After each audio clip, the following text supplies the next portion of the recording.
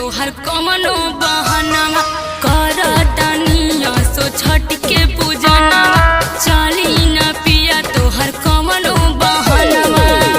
छठी माई के क्रिया हम धरतानी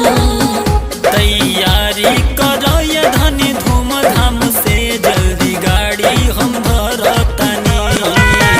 तैयारी करो ये धनी धूमधाम से जल्दी गाड़ी हम धरतानी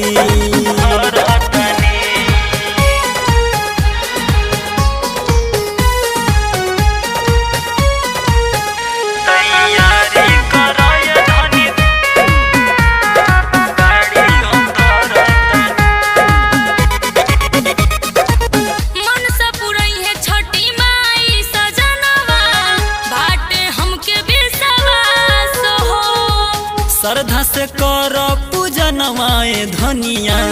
हमहू बानी तोहर साथ हो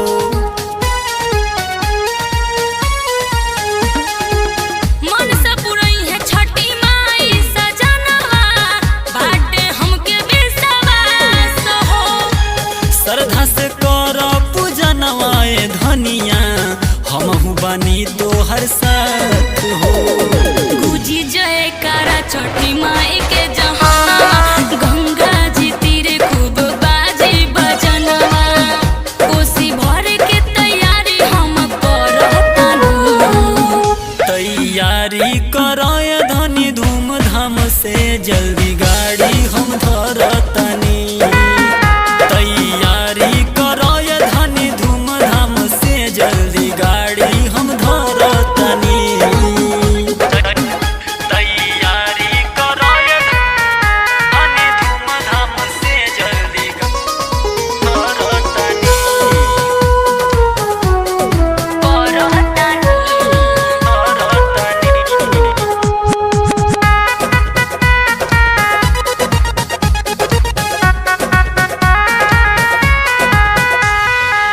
सेव नरियर वहाया उखिया दौरिया